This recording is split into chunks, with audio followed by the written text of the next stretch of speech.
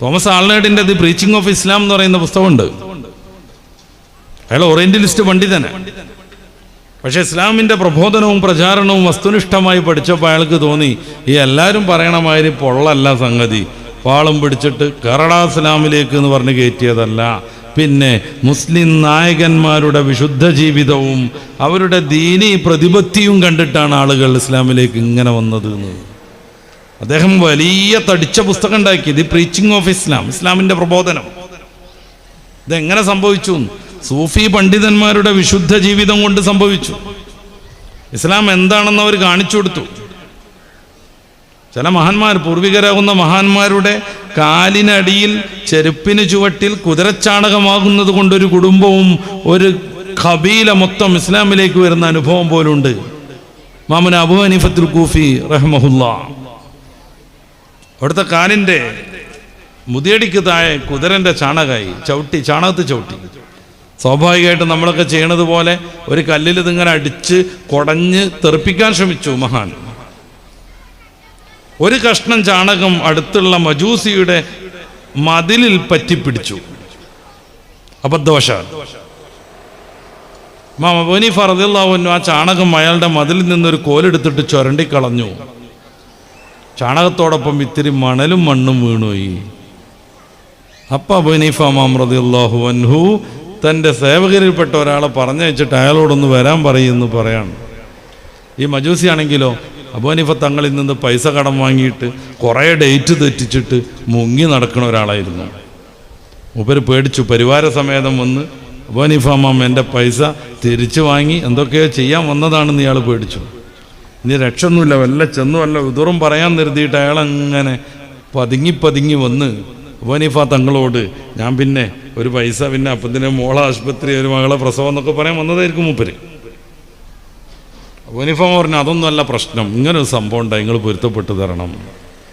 ആ മനുഷ്യൻ അവിടെ നിന്ന് വേർക്കുകയാണ്. ആ മനുഷ്യൻ അവിടെ നിന്നിട്ട് വിഷമിക്കുകയാണ്.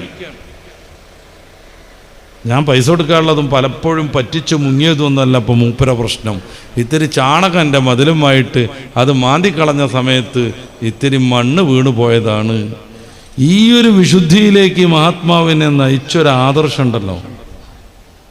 അദ്ദേഹം അവിടെ വെച്ച് ഇമാം അബൂ ഹനീഫ കൂഫി തങ്ങളുടെ കൈപിടിച്ച് ഇസ്ലാമിലേക്ക് വരുന്നു. അദ്ദേഹത്തിൻ്റെ ഭാര്യ വരുന്നു, മാതാപിതാക്കൾ വരുന്നു, സേവകന്മാർ വരുന്നു, പണിക്കാർ വരുന്നു. ഒരു സംഘം ഇസ്ലാമിലേക്ക് കടന്നു വരുന്നു. മഹാനായ അബൂ ഹനീഫത്തുൽ കൂഫി തങ്ങളുടെ ചെരുപ്പിന് ചുവട്ടിൽ ചാണകമായതുകൊണ്ട് അതിന് അബൂ ഹനീഫ ഇമാം തങ്ങളവിടെ 4 ദിവസത്തെ വാഴ്ന്നു വെച്ചു, 2 ദിവസത്തെ ഖണ്ഡനം വെച്ചു, അവസാനം സമാപനമായിട്ടൊരു വമ്പിച്ച സംവാദം മുഖാമുഖമൊക്കെ വെച്ചോ. അതൊന്നും മോശമാണെന്നൊന്നുമല്ല ഞാൻ പറയണത്. കുഞ്ഞു വർത്താനം, ചെറിയ ചെറിയ പ്രവർത്തനം, അതുകൊണ്ട് ധാരാളം ആളുകൾ ഇസ്ലാമിലേക്ക് കടന്നു വന്നു. അബൂ ഹനീഫ മരണപ്പെട്ടിട്ട് 10 ലക്ഷമാണോ 12 ലക്ഷമാണോ ആളുകൾ അവിടെ ഒരുമിച്ച് കൂടിയത് എന്ന് ചരിത്രത്തിൽ ചെറിയ തർക്കം നടക്കുന്നുണ്ട്. 10 ലക്ഷം ആളുകൾ വാട്സാപ്പിൽ വന്നിട്ടില്ല ഇമാം അബൂ ഹനീഫത്തുൽ കൂഫി അന്തരിച്ചു, വഫാത്തായി, മരണപ്പെട്ടു എന്നും പറഞ്ഞിട്ട്. ഇന്ന സമയത്ത് മയ്യത്തെടുക്കുന്നു പറഞ്ഞ ഓട്ടോറിക്ഷയിലൂടെ അനൗൺസ് ചെയ്ത് പോയിട്ടില്ല. കമ്മ്യൂണിക്കേഷൻ എക്യുപ്മെന്റ്സ് വികസിച്ചിട്ടേ ഇല്ല. കാതോട് കാതോരം ആ ദുഃഖവാർത്ത പടർന്നു പിടിച്ചു. കേട്ടവർ അബൂ ഹനീഫത്തുൽ കൂഫി തങ്ങളുടെ ജനാസ സംസ്കരണത്തിന് അപ്പോഴേ പുറപ്പെട്ടു.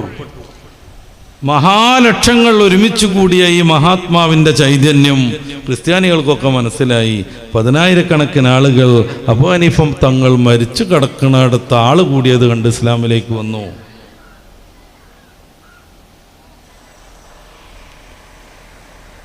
ഈ ഒരു ജീവിതം മാതാപിതാക്കൾക്ക് സാധ്യമാണെങ്കിൽ അബൂ ഹനീഫ ഇമാം തങ്ങളെ പോലത്തെ വലിയ ആലിമാവണമെന്നൊന്നുമല്ല. രാജാക്കന്മാർ ചരിത്രത്തിൽ വിപ്ലവം സൃഷ്ടിച്ചവരുണ്ട്.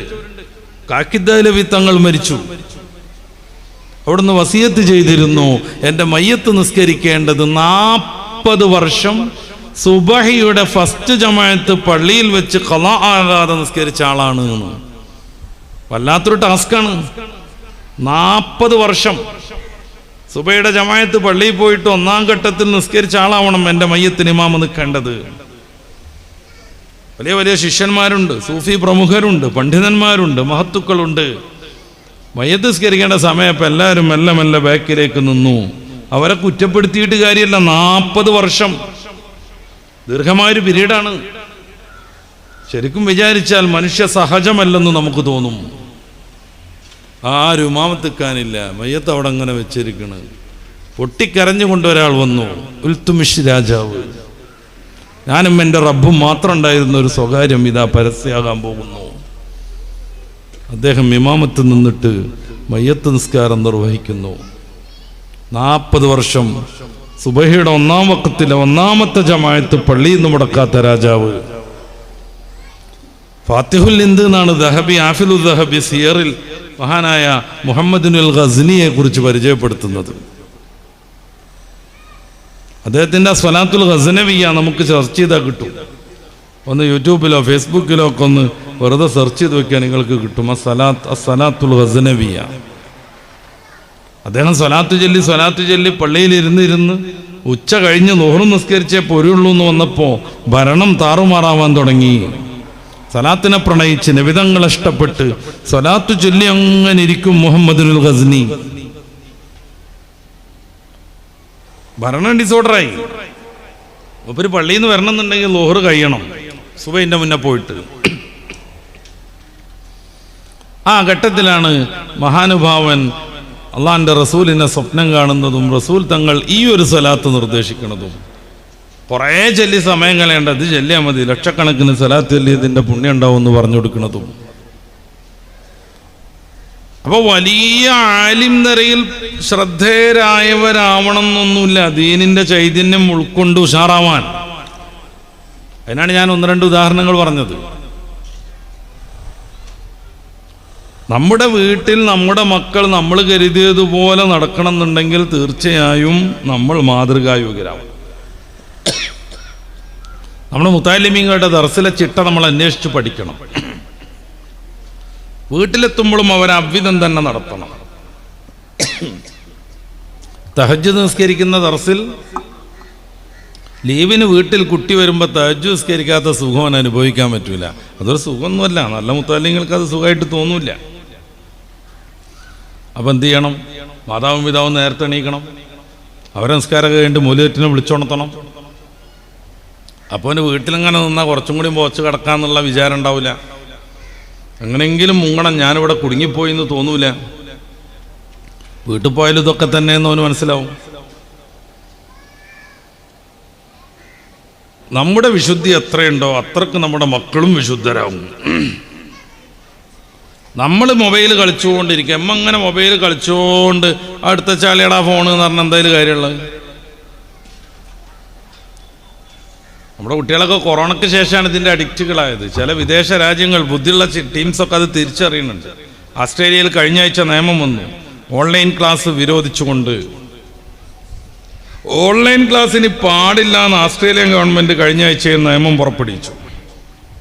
അവർക്കറിയാം അതിൽ ക്ലാസ് അല്ല നടക്കുന്നത്.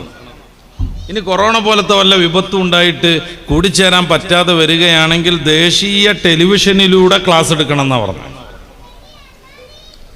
അപ്പോൾ ടി വിയിൽ ഇങ്ങനെ എത്ര സമയത്ത് 8ാം ക്ലാസ്സിലെ ബയോളജി, ഇത്ര സമയം മുതൽ ഇത്ര വരെ 10ാം ക്ലാസ്സിലെ മാത്സ്, അങ്ങനെ കണക്ക് വരും. അങ്ങനെ ദേശീയ ടെലിവിഷനിലൂടെ ആവണം ക്ലാസ് എടുക്കേണ്ടത് എന്നാണ്, അല്ലാതെ മൊബൈലിലല്ല. നമ്മുടെ കുട്ടികളൊക്കെ ഇതിൻ്റെ അഡിക്റ്റ് ആയത് അതിന് ശേഷമാണ്. അംബാനി ജിയോ ആയിട്ട് വന്നു. 3 മാസം ആദ്യം നെറ്റ് ഫുൾ സൗജന്യം കൊടുത്തു. 1 GB ഒക്കെ കിട്ടണമെന്നുണ്ടെങ്കിൽ 300-400 രൂപ എടുത്തിരുന്ന കാലത്ത്, ഒന്നും ഡൗൺലോഡ് ചെയ്യാതെ അങ്ങനെ പോയിരുന്ന കാലത്ത് വാരിക്കോരി കൊടുത്തു. കണക്കില്ലാത്ത GB 3 മാസം. ആ 3 മാസം അയാൾ 3 മാസം കൂടി നീട്ടി. പിന്നെയും ചില മാസങ്ങൾ അയാൾ നീട്ടിക്കൊടുത്തു. അതോടുകൂടെ നെറ്റില്ലാത്ത ജീവിതം സാധ്യമല്ലാത്ത രീതിയിലേക്ക് മനുഷ്യരെല്ലാവരും മാറി. പിന്നെ പൈസ വാങ്ങൽ തുടങ്ങി. അപ്പം എത്ര പൈസ കൊടുത്താലും, 48 ദിവസത്തിന് 800 കൊടുത്താലും, 90 ദിവസത്തിന് 1000 ചില്ലാൻ കൊടുത്താലും ഒരു പ്രശ്നമില്ലാത്ത വിധം നമ്മളതിൻ്റെ അഡിക്റ്റുകളായി മാറി. ഇതെല്ലാ തോന്നിവാസികളുടെയും ഒരു ഹിക്മത്താണ്. ഇപ്പം ടൂർ പോണൊരു കാലമാണ് സ്കൂളിൽ നിന്നൊക്കെ. അവിടെ കുട്ടികൾ വരും, ഞാൻ ടൂർ പോട്ടെ എന്ന് ചോദിച്ചിട്ട്. ഓനും ഉണ്ടാവില്ലേ പൂതി എന്നൊക്കെ ചോദിച്ച് ഉമ്മ അപ്പാനെ സോപ്പടിക്കും.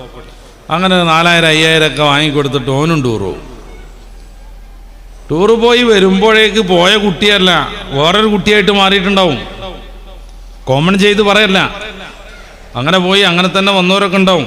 എന്തായാലും കുറേ നിസ്കാരം ഖളാ ആക്കിയിട്ടുണ്ടാവും. എന്തായാലും കുറേ നിസ്കാരം ഖളാ ആക്കിയിട്ടുണ്ടാകും. മദ്രസയിലെ ഉസ്താദന്മാരോടൊപ്പം സിയാറത്തിന് പോയതല്ല, ളുഹ്ർ അസ്ർ ജമ്മാക്കണം, അത് മസ്അലയും പറഞ്ഞു കൊടുത്തുകൊണ്ട് അവരെല്ലാ വക്തും നിസ്കരിപ്പിച്ച് കൊണ്ടുവരാൻ അതിൽ പ്രത്യേകിച്ച് താല്പര്യമുള്ളവർ കുറവായിരിക്കും. അങ്ങനെ കുറേ നിസ്കാരം ഖളാ ആക്കിയിട്ടുണ്ടാവും. അതൊരു വശത്ത്. ചില കുട്ടികൾ വരുമ്പോഴേക്ക് MDMA പോലെയുള്ള കഠിനമായ രാസമയക്കുമരുന്നുകളുടെ അഡിക്റ്റുകളായിട്ടുണ്ടാകും. നല്ലോണം ശ്രദ്ധിക്കാനാണ് ഞാൻ പറയണത്. മൗലവിമാർ പോലും ഈയിടെ പത്രത്തിലൊക്കെ വന്നത് ഒരു പള്ളിയിൽ ഉസ്താദിനെ MDMAയുമായി പിടിച്ചു എന്നാണ്. അയാൾക്കെതിരെ ഭയങ്കരമായി സോഷ്യൽ മീഡിയയിലെ പല ഗ്രൂപ്പുകളിലും ചർച്ച വന്നിരുന്നു. എനിക്ക് തോന്നിയത് സഹതാപാണ്. MDMAനെ കുറിച്ച് കുറച്ച് പഠിക്കാൻ കഴിഞ്ഞതുകൊണ്ട് എനിക്ക് സഹതാപം തോന്നി. ഒരൊറ്റ പ്രാവശ്യം ആ സാധനം മൂക്കിലൂടെ കയറിയാൽ അഡിക്റ്റ് ആകുമെന്നാണ് ശാസ്ത്രാഭിപ്രായം. ഒരൊറ്റ പ്രാവശ്യം മൂക്കിലൂടെ കയറിയാൽ മതി. അതിന് പ്രത്യേകിച്ച് സ്മെല്ലില്ല എന്നുള്ളത് നമ്മൾ മനസ്സിലാക്കണം. അതിൻ്റെ ബേസിക്കൽ രൂപത്തിന് കളറും ഇല്ല, ടേസ്റ്റും ഇല്ല, സ്മെല്ലും ഇല്ല. എങ്ങനെ ഉള്ളിൽ കയറ്റാന്നർത്ഥം. 4-5 പഞ്ചസാരയേക്കാൾ ചെറിയ തരി കയ്യിൽ എവിടെയെങ്കിലുമൊക്കെ ഒന്ന് അമർത്തി വെച്ചിട്ട് ടൂറിന് പോണ ബസ് കയറിയിട്ടുണ്ട്, അങ്ങോട്ടും ഇങ്ങോട്ടും ജോഡി വിരിച്ചെന്ന് മിന്നാമിന്നി ലൈറ്റ് ഇട്ടിട്ടൊരു കളി വിറ്റങ്ങൾക്ക്. അതിൻ്റെ ഇടയിലൊന്നും കൂടെ ഒരതി മൂക്കിലൂടെ എടുത്തിട്ടുണ്ടെങ്കിൽ അവൻ്റെ കൈ യാദൃച്ഛികമായിട്ട് മൂക്ക് തട്ടിയെന്നേ കുട്ടി വിചാരിക്കുള്ളൂ. പക്ഷേ 24 മണിക്കൂർ കഴിയുമ്പോഴേക്ക് കുട്ടി വയലൻ്റ് ആവാൻ തുടങ്ങും, തല ചുമരിലിടിക്കും, ഭ്രാന്ത് പോലെ കാണും. ഈ സാധനം പിന്നെ കിട്ടിയിട്ടില്ല എന്നുണ്ടെങ്കിൽ ആ കുട്ടി തലയിടിച്ചിട്ട് ചുമരിൽ ഇടിച്ച് തല പൊട്ടിക്കും. കൃത്യമാ നേരം നോക്കി ആദ്യം തേച്ചെടുത്തോൻ വിളിക്കും, ഒന്ന് പുറത്തു പോകല്ലേന്ന് വെച്ചിട്ട്. പുറത്തു പോകണം, എനിക്ക് തല വരുത്തിട്ട് വയ്യാന്നറിയണം. അതിന് മാർഗമുണ്ടെന്നും പറഞ്ഞ് ഒരു വട്ടം കൂടിയും കൊടുക്കും. 2-3 ദിവസം സൗജന്യമായിട്ട് ഇത് കിട്ടുമ്പോഴേക്ക് ആ സാധനം ഇല്ലാതെ ബാലൻസ് കീപ്പ് ചെയ്യാൻ കഴിയില്ല കുട്ടിക്ക്, ആടിക്കൊണ്ടിരിക്കും.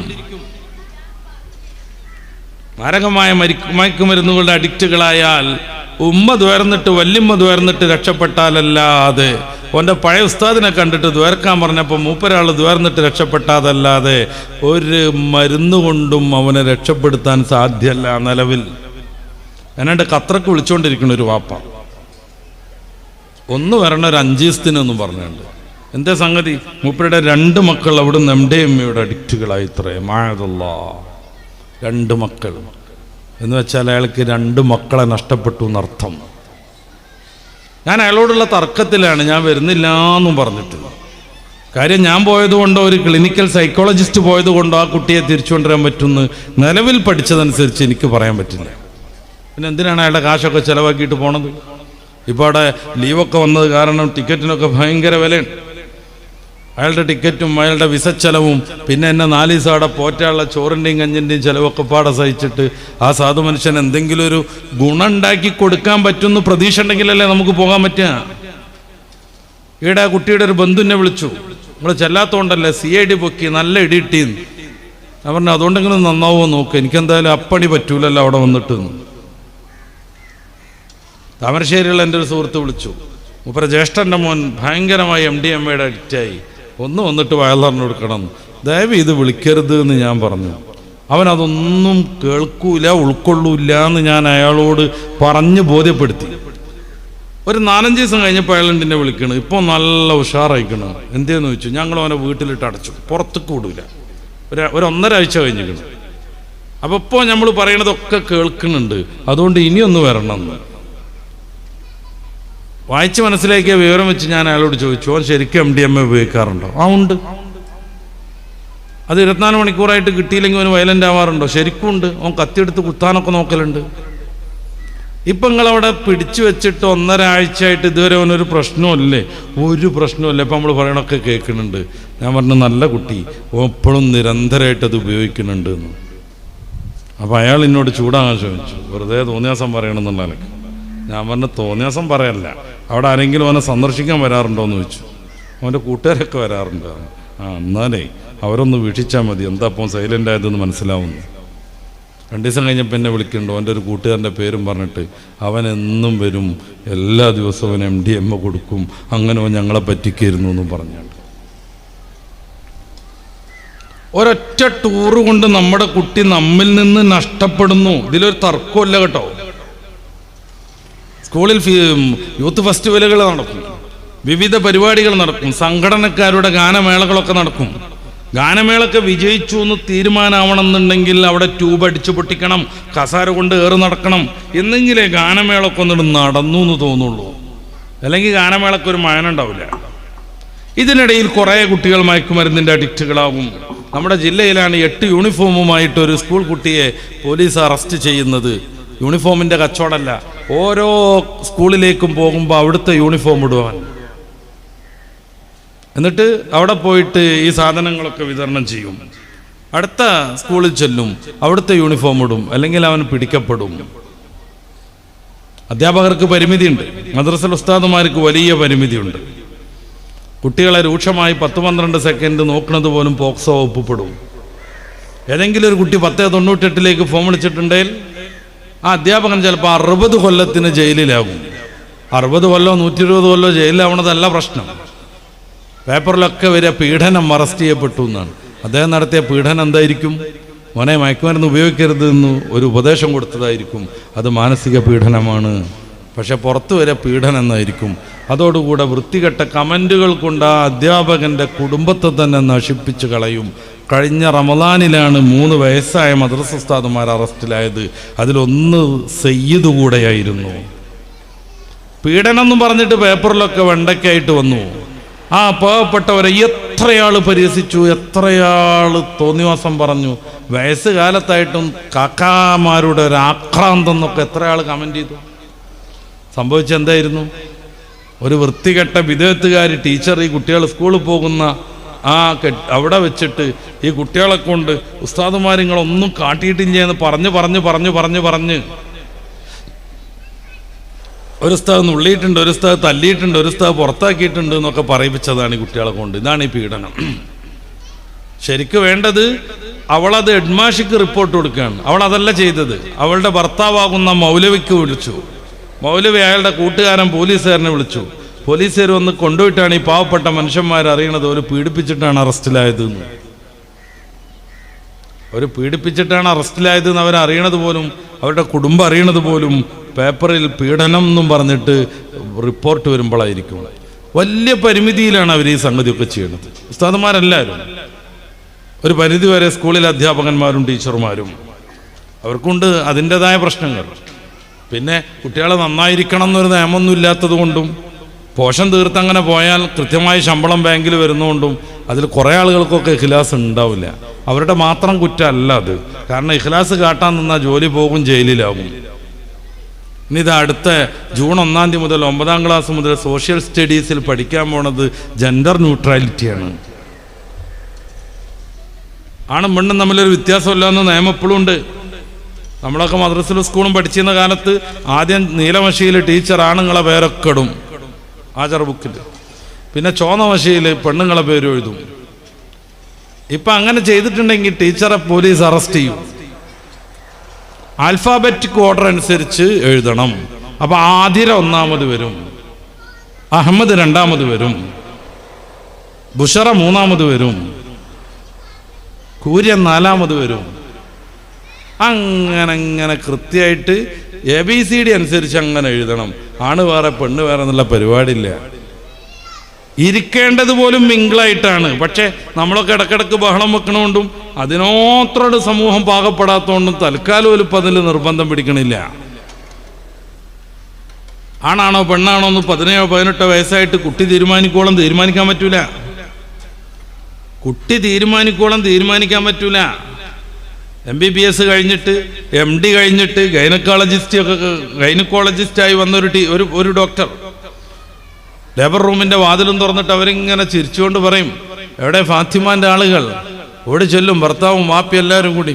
എന്തേന്ന് ചോദിച്ചിട്ട്, കുഴപ്പമൊന്നുമില്ല, ഫാത്തിമ പ്രസവിച്ചിട്ടുണ്ട്, സുഖപ്രസവമാണ്, പെൺകുട്ടി എന്ന് പറയും. എങ്ങനെയാണ് ഈ ഡോക്ടർക്ക് ഇത് പെൺകുട്ടിയെന്ന് മനസ്സിലായത്? എൻ്റെ മുമ്പിലുള്ള കാരണവന്മാർക്ക് വയസ്സായവന്മാരൊക്കെ ഉണ്ടാവും. എത്തപ്പത് മനസ്സിലാകാൻ അത്ര വലിയ പണിയെന്ന് വിചാരിക്കണവര്. ഇനി അങ്ങനെ മനസ്സിലാകാൻ പാടില്ല എന്നാണ്. മൂത്രമൊഴിക്കണ ഓർഗം കണ്ടിട്ട് ഇനി ആണാ പെണ്ണാ തീരുമാനിക്കാൻ പാടില്ല. അതുകൊണ്ട് സെക്സേ തീരുമാനമാവുള്ളൂ, ജെൻഡർ തീരുമാനിക്കാൻ പറ്റൂല. ഏത് ലിംഗം എന്നുള്ളത് തീരുമാനിക്കാൻ പറ്റൂല. പുരുഷനാണോ പെണ്ണാണോ എന്നുള്ളത് തീരുമാനിക്കാൻ പറ്റൂല. അതിനി എന്ത് വേണം? കുട്ടികൾ ചിന്തിച്ച് പക്വതൊക്കെ ആയിട്ട് ഓരോരുത്തർ തീരുമാനിക്കണം. അപ്പോഴേക്ക് താടിയൊക്കെ ഒന്നുണ്ടാവും, മീശൊക്കെ ഒന്നുണ്ടാവും, എന്നാലും ആ കുട്ടിക്ക് തീരുമാനിക്കാം അവൻ പെണ്ണാണെന്ന്. അല്ലെങ്കിൽ ആണാണെന്ന് പെണ്ണായിട്ട് വളർന്നൊരു കുട്ടിക്ക് തീരുമാനിക്കാം. ഡ്രസ് കോഡിൽ വ്യത്യാസം പാടില്ല. രണ്ടുപേർക്കും ട്രൗസർ ഇടാം, രണ്ടുപേർക്കും ഒരേ പാൻസ് ഇടാം. ബാലുശ്ശേരി സ്കൂളിലൊക്കെ നടത്താൻ തുടങ്ങിയത് അതായിരുന്നു, യൂണിഫോം ഈക്വാലിറ്റി. രണ്ടാളും പാൻറ് ഇടുക, രണ്ടാളും കുപ്പായ ഇടുക. അപ്പോഴും ഈ പെൺകുട്ടികളെ പറ്റിക്കാണ്. ആണുങ്ങളുടേതായി അറിയപ്പെട്ട ആ ഒരു ഡ്രസ്സിലേക്ക് അവരെ ഇടിച്ച് കയറ്റുകയാണ്, അവരെ തോൽപ്പിക്കുകയാണ്. എന്തുകൊണ്ട് ചുരിദാറും അതിൻ്റെ സഹായം ഇടുന്ന സാധനവും ആണുങ്ങൾക്കും കൂടി നിർബന്ധമായിക്കൂടായിരുന്നു? എന്നാലും ഈക്വലാവുമല്ലോ. എന്തുകൊണ്ട് ആൺകുട്ടികളും ഇനി മുതൽ പാവാടയും ജമ്പറും ഒക്കെ ഇടണമെന്ന് പറഞ്ഞു? അപ്പോഴും ഈക്വലാവുമല്ലോ. ഈ പെൺകുട്ടികളെ പിന്നെയും പറ്റിക്കുകയാണ്. ആണുങ്ങളുടെ ഡ്രസ്സ് ഇടണമെന്ന് പറഞ്ഞിട്ട് ഇങ്ങോട്ട് നിർബന്ധിപ്പിച്ചാക്കുകയാണ്. അവരെഴുതുകയാണ്, കേരളത്തിലെ ചെറുപ്പക്കാർ ഈ ഹെറ്ററോനോർമാറ്റീവ് എന്ന് പറയുന്ന ജീവിത രീതി, ഒന്ന് ചാണായി വന്ന് ആണായി വളർന്ന് പെണ്ണായി ജനിച്ച് പെണ്ണായി വളർന്ന ഈ ഒരു ജീവിത രീതി കൊണ്ട് ഭയങ്കരമായി പ്രയാസപ്പെട്ട് ടെൻഷൻ അടിച്ച് നിൽക്കുകയാണ്. അവരതിൽ നിന്ന് മാറ്റിയിട്ട് ക്യൂർ ജീവിത രീതിയിലേക്ക് കൊണ്ടുപോകാനുള്ള ആദ്യത്തെ പടിയാണിത്. വിസ്തരിച്ച് പറയേണ്ടതാണ്, എനിക്ക് സമയത്തിന് പരിമിതിയുണ്ട്. എന്ന് വെച്ചാൽ ആണായിട്ടും പെണ്ണായിട്ടും വളരുന്നത് കൊണ്ട് വലിയ പ്രശ്നമുണ്ട്. കാരണം കല്യാണം കഴിക്കണം, പിന്നെ കുട്ടികളെ നോക്കണം, രോഗം വന്നാൽ ചികിത്സിക്കണം, ചെലവുണ്ടാക്കണം, വീടുണ്ടാക്കണം, അങ്ങനെ കുറേ പരിപാടിയില്ലേ. അത് വിചാരിച്ച് വിഷമിച്ച് നിൽക്കുന്ന കേരളത്തിലെ യുവസമൂഹത്തെ അതിൽ നിന്ന് മാറ്റിയിട്ട് തോന്നിയാസ ജീവിതം, ക്യൂർ എന്ന് പറഞ്ഞാൽ തന്നെ വിചിത്രം എന്നാണ് അതിൻ്റെ അർത്ഥം. വിചിത്ര ജീവിതത്തിലേക്ക് കൊണ്ടുവരാനുള്ള ഒന്നാമത്തെ സ്റ്റെപ്പാണിത് എന്നും പറഞ്ഞിട്ടാണ് യൂണിഫോം ഈക്വാലിറ്റി നടത്തിയത്. അപ്പൊ കുട്ടി ജനിക്കുന്നതോടുകൂടെ ആണാ പെണ്ണാ തീരുമാനിക്കാൻ പറ്റൂല. അത് നിയമം കേരളത്തിൽ ഔദ്യോഗികമായിട്ട് വന്നാൽ വാതിൽ തുറന്നിട്ട് പറയും, എവിടെ ഫാത്തിമാന്റെ ആളുകൾ എന്ന് ചോദിക്കും. അപ്പോൾ ഓടിച്ചെല്ലണ സമയത്ത് ഫാത്തിമ പ്രസവിച്ചു കേട്ടോ എന്ന് പറയും. ഏതാ കുട്ടി അറിയുമ്പോൾ ഷട്ടപ്പ് എന്നറിയും. ഡോക്ടർ മുണ്ടരുത് അറിയും. ഏതാ കുട്ടി? മുണ്ടരുത്. ഇനി എപ്പോഴത് ആണും പെണ്ണും തിരിയാന്നറിയാം നിങ്ങൾ? കുട്ടിക്ക് പ്രായമൊക്കെ ആയിട്ട് കുറച്ച് വലുതായിട്ട് ഓള് തീരുമാനിക്കണം. അതുവരെ ഈ സാധനം ആണാ പെണ്ണാ തീരുമാനിക്കാതെ ന്യൂട്രൽ ഇടണം. ഫസ്റ്റുക്കും സെക്കൻഡുക്കും റിവേഴ്സുക്കും ഒന്നും ഇടരുത്. ഇതിനാണ് ജെൻഡർ ന്യൂട്രാലിറ്റി എന്ന് പറഞ്ഞാൽ. ഈ പുസ്തകമാണ് പഠിപ്പിക്കാൻ പോണത് അടുത്ത ജൂൺ 1 തീയതി മുതൽ സോഷ്യൽ സ്റ്റഡീസിൽ 9ാം ക്ലാസ്സിൽ. പ്രതിഷേധങ്ങളൊന്നും അവർക്ക് വലിയ വിഷയമൊന്നുമല്ല. കരുതിയത് നടപ്പിലാക്കും. താന്തോന്നികളായൊരു തലമുറയെ സൃഷ്ടിച്ചുകൊണ്ടിരിക്കും. മുത്തല്ലിമായി പോയ കുട്ടി പോലും ഇപ്പോ ഷിഖ എന്നും പറഞ്ഞ് ഇങ്ങനെ ട്രാൻസ് വുമണായിട്ട് നടക്കുന്നുണ്ട്. ആ കുട്ടിയുടെ പഴയ പേര് സൽമാനുൽ ഫാരിസ് എന്നാണ്. ദർസിലോതിയ കുട്ടിയാണ്. ഞാൻ നേരത്തെ പറഞ്ഞു, ഇത്തരം തോന്നിയാസങ്ങളിൽ നിന്ന് നമ്മുടെ മക്കളെ സംരക്ഷിക്കാനുള്ള ഏറ്റവും സുതാര്യമായ സാധ്യത മൗലികട്ടികളാക്കുക എന്നാണ്. അവിടെ പോലും ലിബറലിസം കയറി മറിയുന്നു. സൽമാനുൽ ഫാരിസിനെ തട്ടിക്കൊണ്ടുപോകാന്ന് പറഞ്ഞാൽ ഈ മുത്താലിം ജീവിതത്തിൽ നിന്ന് അവനെ പറിച്ചിട്ട് ഇപ്പോൾ വലിയൊരു പെമ്പർന്നോളായിട്ട് മൂപ്പരിങ്ങനെ ഇൻ്റർവ്യൂ നടത്തിക്കൊണ്ടിരിക്കുന്നത്. 10 ഉസ്താദുമാരെത്തുനിന്ന് പഠിച്ചുക്കണമല്ലോ. എന്തോ ഒരു മഹത്വം. സനദൊക്കെ നിങ്ങൾ 10 ആളുടെ സനദാണ് അവന് മുത്തസിലാക്കാൻ പോണത്. എന്നിട്ട് എന്ത് പറ്റി? ഇപ്പോൾ വലിയൊരു പെണ്ണായിട്ട് സാരിയൊക്കെ എടുത്തിട്ട് എല്ലാവരെയും കുറ്റം പറഞ്ഞുകൊണ്ട് അവളുടെ വീഡിയോ കിട്ടും. ഇത് ആകെ അവിടെ നടപ്പിലാവണം എന്നാണ് പറയണത്. ഇതിൻ്റെ ഇടയ്ക്ക് എങ്ങനെ നമ്മുടെ മക്കളെ സംരക്ഷിക്കേണ്ടത് നമുക്ക് ബാധ്യതയല്ലേ? ഇതിൻ്റെയൊക്കെ ഫലമായിട്ട് പെണ്ണ് കെട്ടണത് ആണ് കെട്ടണത് ഇഷ്ടമില്ലാത്ത തലമുറ വളർന്നു വരുന്നു. പ്രത്യേകിച്ച് പെൺകുട്ടികളിൽ വിവാഹത്തിനോടുള്ള താല്പര്യം കുറഞ്ഞു വരുന്നു. നമ്മുടെ സൊസൈറ്റിയിൽ പ്രത്യേകിച്ചും ഓരോ ന്യായം പറഞ്ഞിട്ട് അവർ കല്യാണം മുടക്കിക്കൊണ്ടേയിരിക്കും. എനിക്ക് പഠിക്കണം എന്നറിയും കുറേ കാലം. ഒരറ്റത്തെത്തോളം പഠിപ്പത്തി ഇനി കല്യാണം കഴിക്കാന്ന് പറയുമ്പോൾ വേറെ എന്തെങ്കിലും ഉതിർ പറയും. എനിക്ക് ജോലി കിട്ടണം എന്ന് പറയും. എന്നാൽ ഇവിടെ എവിടെയെങ്കിലും ജോലിക്ക് പോയിക്കോ, അത് പറ്റൂല, എനിക്ക് ഗവൺമെൻറ് ജോലി കിട്ടണം എന്ന് പറയും. അത് കല്യാണം മുടക്കാനുള്ള ഒരു ഉദറാണ്. ഗവൺമെൻറ് ജോലിയൊക്കെ കിട്ടണമെന്നുണ്ടെങ്കിൽ ഏകദേശം നേരെ തുടങ്ങണം. അതുവരെ മനോരമൻ്റെയും മാതൃഭൂമിൻ്റെയും തൊഴിൽ വാർത്തയും തൊഴിൽ വേദിയിലും വരുന്ന എല്ലാ ഫോമും പൂരിപ്പിച്ച് അയച്ചു കൊടുത്തുകൊണ്ടിരിക്കണം. എന്നിട്ട് ഇൻ്റർവ്യൂ നടക്കണം. PSC പാസ്സാവണം. PSC പാസ്സായിട്ട് ഷോർട്ട് ലിസ്റ്റ് പെടണം. ഷോർട്ട് ലിസ്റ്റ് പെട്ട് 5 കൊല്ലമൊക്കെ കാത്തിരുന്ന ജോലി കിട്ടാൻ സാധ്യതയുണ്ട്. അപ്പോഴേക്കത് നിയമം മാറിയിട്ട് ആ ഷോർട്ട് ലിസ്റ്റൊക്കെ അടക്കണമെന്ന് പറയും. സംഭവം എന്താണ്? കല്യാണത്തിന് താല്പര്യമില്ല, ഓരോ ഉദറുണ്ടാക്കുകയാണ്. ഇനി എല്ലാം തരണം ചെയ്ത് ഒരു പുതിയാപ്പിള കാണാൻ വന്നു നിർത്തിക്കോളൂ, 100 കുറ്റം പറഞ്ഞിട്ട് വെറ്റങ്ങൾ അതിനാണ് ശരിയാക്കി വിടും. ഒന്നും പറ്റൂല. ചിലപ്പോൾ ഒരു ചാക്ക് ചിപ്സ് വാങ്ങി കുഴങ്ങും രക്ഷിതാവ്. ഇതൊക്കെ കൊടുത്തു തീർത്താലും പെണ്ണിനൊരാണിനെ പറ്റൂല. കാരണം അവൾക്ക് വിവാഹത്തിനോട് താല്പര്യമില്ല. പുതിയ ട്രെൻഡാണ് ഞാനീ പറയണത്. പെണ്ണ് വിചാരിച്ചാൽ മുടങ്ങൂലേ? എൻ്റെ ഖുർആൻ ക്ലാസ്സിൽ വരുന്നൊരു സാധു പയ്യൻ, നല്ല ദീനിയാണ്, നല്ല ജോലിയുണ്ട്, അവന് നല്ല വിദ്യാഭ്യാസമുണ്ട്. ഒരു പെണ്ണിനെ കാണാൻ പോയി. പെണ്ണിപ്പം ഇങ്ങോട്ട് ഇൻ്റർവ്യൂ ആണ്, ഭയമായിരുന്നല്ല. പല ഇൻ്റർവ്യൂ കഴിഞ്ഞിട്ട് പെണ്ണ് വെച്ചു, നിങ്ങൾക്ക് ഡ്രൈവിംഗ് അറിയോ? ആ പയ്യൻ പറഞ്ഞു, ഞാൻ സ്കൂട്ടി ഓടിക്കും. അപ്പോൾ പറഞ്ഞ് ചിരിച്ചോളൂ, ഒറ്റ ചിരി ഇത് പൊട്ടിയിട്ട് സ്കൂട്ടി ഓടിക്കുമല്ലോ. ഓനിഞ്ഞിപ്പോൾ അവിടെ കെട്ടാനോ ചായ കുടിക്കാനോ ജിലേബി തിന്നാനോ ചിപ്സ് തിന്നാനോ വല്ല താല്പര്യം ഉണ്ടാവോ? ഇറങ്ങി ഓടി കിട്ടിയാൽ മതിയായിരുന്നു എന്ന് വിചാരിക്കും. ഓരോ കാരണം ഉണ്ടാക്കിയിട്ട് അവർ കല്യാണം മുടക്കുകയാണ്. ഇത് ഞാൻ കുട്ടികളെ കുറ്റപ്പെടുത്താനല്ല പറയണത്, അവരെ പറഞ്ഞു പറ്റിച്ചതാണ്. കല്യാണം എന്ന് പറഞ്ഞിട്ടുണ്ടെങ്കിൽ അതൊരു ഇടങ്ങേറാണ്, വിവാഹം ബന്ധമാണ്, ബന്ധനവുമാണെന്ന് അവരെ പറഞ്ഞു പറ്റിച്ചാണ്. എന്നിട്ട് അടിമയായി ഇങ്ങനെ ഭർത്താവിന് ചായ ഉണ്ടാക്കി കൊടുക്കുക, ഭർത്താവിൻ്റെ ചായപാത്രം കൊണ്ടുപോയി ഇങ്ങനെ പറഞ്ഞ് കയറ്റിയിട്ട് ഇവരെ ഒറ്റയ്ക്ക് ഇങ്ങനെ നടക്കാൻ ശ്രമിക്കുന്നു. സിംഗിളായിട്ട് അവൾക്കൊരു ജോലി കിട്ടുന്നു. ആ ജോലി കിട്ടിക്കഴിഞ്ഞാൽ പിന്നെ ചെയ്യാൻ പോണത് എന്താണ്? മാനേജർക്ക് ചായ ഉണ്ടാക്കി കൊടുക്കണ്, മൂപ്പര വാഴക്കത്തോല് പെറുക്കി കൊണ്ടുവരണ്, അത് കഴുകി വെക്കണ്. അത് സ്വാതന്ത്ര്യത്തിൻ്റെ ലക്ഷണമാണ്. സ്വന്തം ഭർത്താവിനൊരു ഗ്ലാസ് ചായ ഉണ്ടാക്കി കൊടുത്ത പാരതന്ത്രമായിപ്പോയി. ഇങ്ങനെ പറഞ്ഞു പറ്റിച്ചതാണ് ഈറ്റങ്ങളെ. മാന്യമായ ഡ്രസ്സ് ഇട്ടാൽ അത് ഭയങ്കരമായ പ്രശ്നം. ഇപ്പം ചെറുപ്പം മുതൽ പർദ്ദ ഈ നിക്കാബൊക്കെ തൂക്കി നടക്കണ മുസ്ലിം പെൺകുട്ടിക്ക് ആ പർദ്ദ കൊണ്ടൊരു ഉപദ്രവം ഉണ്ടായിട്ടില്ല. ഇത് കാണണ കുറേ തുണി വെച്ചിട്ട് നടക്കണ പെണ്ണുങ്ങൾക്ക് ഭയങ്കര ചൂടും പോകും. മീറ്റുകൾ പർദ്ദ ഇട്ടാൽ അവിടെ ഭയങ്കര ചൂട്. ഓ ചൂടത്ത് ഓ എന്നറിയും. ഇതുവരെ ഇതിട്ട് നടന്നിട്ട് പെൺകുട്ടികൾക്ക് എന്തെങ്കിലും തകരാറുണ്ടായിട്ടുണ്ടോ? ഇല്ലേ, സേഫ് ആയതല്ലേ ആണ്. ഇപ്പോൾ ഓസോൺ പാളിയിലൊക്കെ വലിയ ഓട്ടം വന്നിട്ട് അതിലൂടെ അൾട്രാ വയലറ്റ് രശ്മി ഒന്നിച്ചിറങ്ങുകയാണെന്നാണ്. ആ തട്ടിനോടത്തൊക്കെ തൊലി രോഗങ്ങൾ ഉണ്ടാവുന്നതാണ്, ക്യാൻസർ വരെ ഉണ്ടാവുന്നതാണ്. പെൺകുട്ടികളുടെ ശരീരം ഇത്തിരി മൃദുവാണ്, തോലും അവരുടെ ശരീരഭാഗങ്ങളെല്ലാം. ഈ മൃദുവായ ശരീരഭാഗത്തിൽ അൾട്രാ വയലറ്റ് രശ്മി നേരിട്ട് തട്ടാതിരിക്കാൻ ആകെ മൂടിക്കിടന്നാൽ എന്താ പ്രശ്നം? പക്ഷെ അവർക്കല്ല, ഇത് കാണുന്ന കുറേ ട്രൗസർ മാത്രം ഇട്ട് നടക്കുന്ന പെണ്ണുങ്ങൾക്ക് ഭയങ്കരമായ ചൂടും പുകയും. അങ്ങനെ തന്നെയാണല്ലോ യുക്തിവാദികളുടെ നേതാവ് സി രവിചന്ദ്രൻ ഈയിടെ ഒരു വേദിയിൽ വെച്ച് പറഞ്ഞത്, ഈ ഖിത്താൻ കഴിക്കൽ, സുന്നത്ത് കഴിക്കൽ ഭയങ്കര പെയിൻഫുൾ ആണെന്നാണ്. മൂപ്പരാൾ 10 വട്ടം കഴിച്ചതുപോലെ ഉണ്ട് വർത്താനം കേട്ട. ഭയങ്കര വേദനയാണ്. ഓട് പറയണ കേട്ടിട്ട് ചുണ്ടൊക്കെ കൊണ്ട് ചുളിച്ച് വേദനന്റെ ഉക്കൊണ്ടേ. വൈദ്യശാസ്ത്രം തീരെ വികസിക്കാത്ത കാലത്ത് നാട്ടിലുള്ള ഏതോ ഒരു സാധു മനുഷ്യൻ വന്നിട്ട് വളരെ സിമ്പിളായിട്ട് ചെയ്തു പോയിരുന്നൊരു കാര്യമാണിത്. ഇത് കഴിച്ച ഈ സദസ്സിലുള്ള ആർക്കും അതിൻ്റെ വേദന കൊണ്ട് വിഷമമൊന്നുമില്ല. ചില കുട്ടികളുണ്ട് ഘട്ടം ഘട്ടമായിട്ട് 4-5 വട്ടമായിട്ട് കഴിച്ചാൽ മതി എന്ന് ആഗ്രഹിക്കണവർ. കാരണം അന്ന് കിട്ടിയ ചീരണി, അന്ന് കിട്ടിയ വണ്ടി, അന്ന് കിട്ടിയ നോട്ടും, പൊട്ടണ നോട്ടും, പേഴ്സും, ഡ്രസ്സും ഒക്കെ പാടെ കണ്ടിട്ട് ഇത് ഒറ്റയടിക്ക് തീർന്നു പോകണ്ടായിരുന്നു. പല ഘട്ടങ്ങളായിട്ടാണെങ്കിൽ അന്നൊക്കെ അത് എൻജോയ് ചെയ്യായിരുന്നു എന്ന് വിചാരിക്കണവർ പോലും ഉണ്ടാവും. എന്നിട്ട് ആ മറ്റേ ആൾക്ക് ഭയങ്കര വിഷമം, ഓ ഭയങ്കര പെയിൻഫുള്ളാണ്. ഇയാൾ ആരാന്ന് നോക്കണം. പെണ്ണാവാൻ വേണ്ടി ആ സംഗതിയൊക്കെ ഉടലോടെ മാന്തി കളയുന്നതിനെ പ്രോത്സാഹിപ്പിക്കുന്നവരാണ്. അതാ പ്രശ്നം. പെണ്ണാവാനെന്ന് കൊതിച്ച് നടന്നിട്ടേ സിലിക്കൺ കുത്തിവെച്ച് അവിടെ ഇവിടെയൊക്കെ പൊക്കിയിട്ടേ ലാസ്റ്റ് ഇത് മുറിച്ച് കളയണ ഒരു ഘട്ടമുണ്ട്. നിങ്ങൾ യൂട്യൂബ് ചെയ്ത് നോക്കുക, ഇംഗ്ലീഷിലും അറബിയിലും ഒക്കെ ഉണ്ട് അതിൻ്റെ വീഡിയോസ്. എത്ര മാരകം! 10-12 മേജർ സർജറി നടത്തണം. അത് കഴിഞ്ഞിട്ട് രൂപം ഉണ്ടാക്കാനും മറ്റും 1-ലധികം പ്ലാസ്റ്റിക് സർജറി നടത്തണം. 1-1.5-2 വർഷം മുന്നേ ഹോർമോൺ ട്രീറ്റ്മെൻറ്റ് നടത്തണം, കുത്തിവെക്കണം. ജീവിതകാലം മുഴുവനും ഈ ഹോർമോൺ ട്രീറ്റ്മെൻറ്റ് തുടരണം. ഭയങ്കര സാമ്പത്തിക ബാധ്യത, വലിയ വേദന, വിവിധങ്ങളായ പ്രശ്നങ്ങൾ.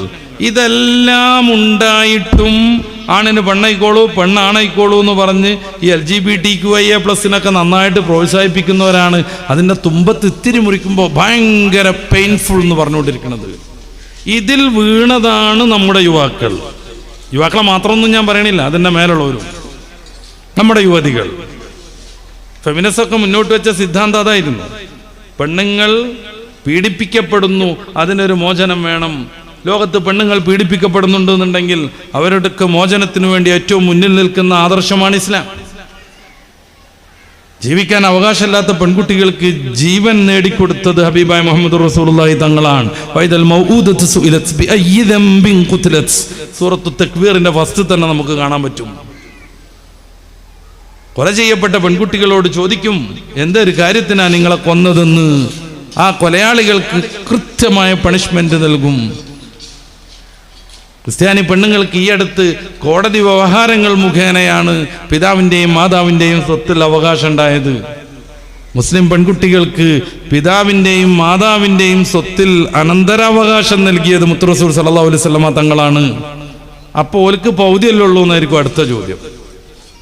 4 മാത്രമാണ് പെണ്ണിന് പകുതി ഉള്ളത്. 34 ടൈപ്പാണ് ആണും പെണ്ണും വരുന്നതുള്ളത് നമ്മുടെ ഫറായിലിൽ. 4 മാത്രമാണ് പെണ്ണിന് ആണിനേക്കാൾ പൗതി ഉള്ളത്. 12 ആണിനേക്കാൾ പെണ്ണിനാണ് കൂടുതൽ. 10-11 രണ്ടുപേരും ഈക്വലാണ്. എന്തിനാണ് പെണ്ണിന് പകുതി എന്നുള്ളതിൻ്റെ ദാർശനിക ചർച്ചയിലേക്കൊന്നും ഞാൻ തൽക്കാലം പോണില്ല.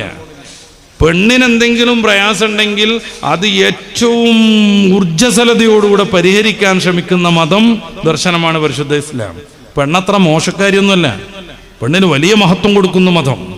പെണ്ണിന്റെ ശാരീരികാവസ്ഥ പരിഗണിച്ചുകൊണ്ട് അവൾക്കൊപ്പം നിൽക്കുന്ന പരിശുദ്ധ മതം. എന്നിട്ടാണ് ഈ പെണ്ണിന് ഭയങ്കരമായ പീഡനാണ് കുടുംബജീവിതം എന്ന് പറഞ്ഞുണ്ടാക്കുന്നത്.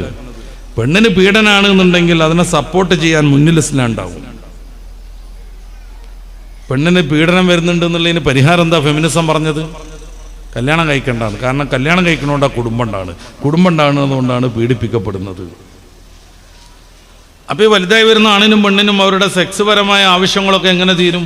അതിനെന്തൊക്കെ മാർഗങ്ങളുണ്ട്? പ്രധാനമായും ലിവിങ് ടുഗദർ, ഇഷ്ടമുള്ള ആളുകളോടൊപ്പം ഇഷ്ടമുള്ള കാലം ജീവിക്കുക എന്നാണ്. ഇത് തെറ്റിദ്ധരിച്ചിരിക്കുകയാണ് നമ്മുടെ പെൺകുട്ടികൾ. ഞാൻ അമേരിക്കയിലെ കഥ അല്ല പറയണത്.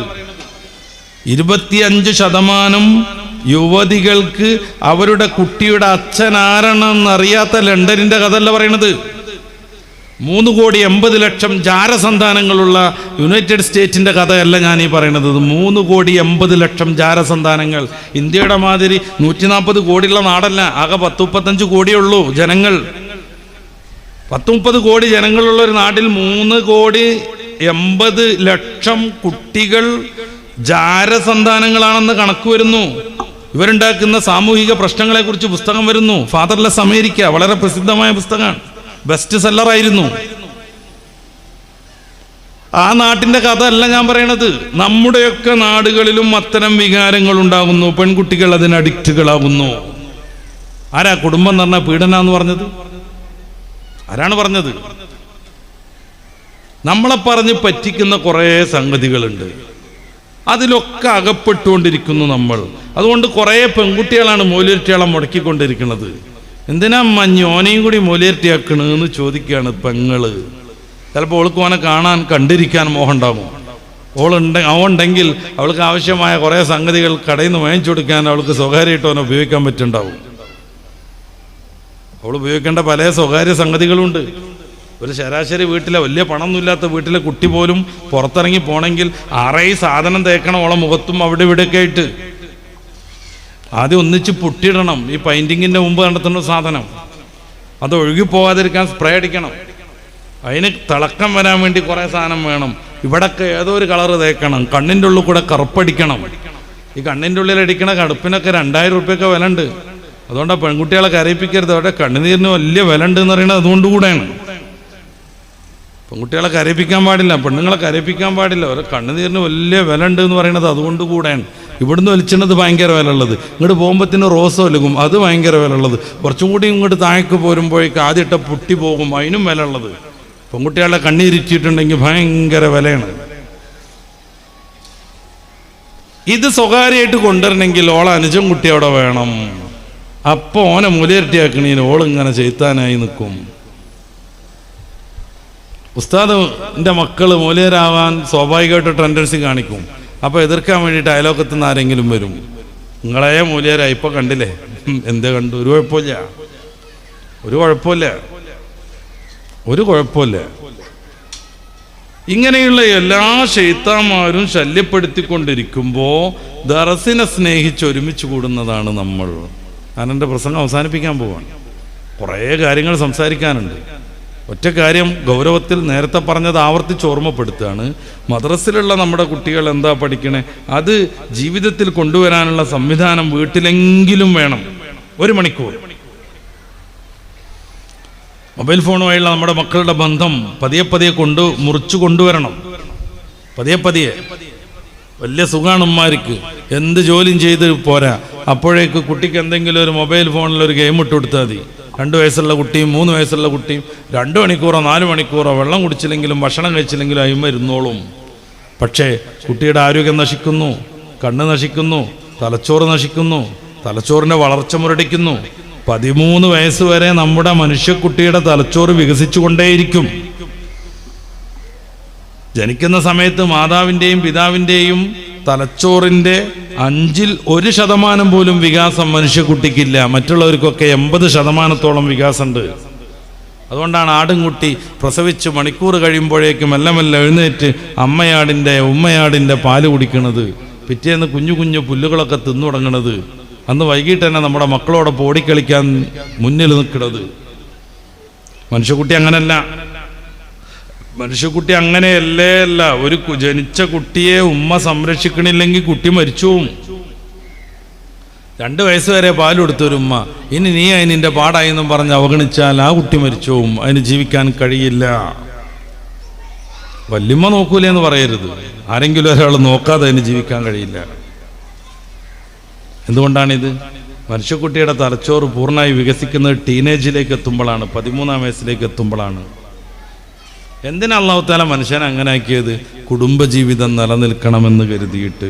സൂറത്തുർ റൂമിൻ്റെ 20 മുതൽ 25 വരെയുള്ള 6 ആയത്തുകൾ തുടങ്ങുന്നത് വമിന്നായാത്തിഹി എന്നും പറഞ്ഞിട്ടാണ്. ഖുർആനിൽ 6 ആയത്ത് ഒരുപോലെ തുടങ്ങുന്നത് അവിടെ മാത്രമേ ഉള്ളൂ.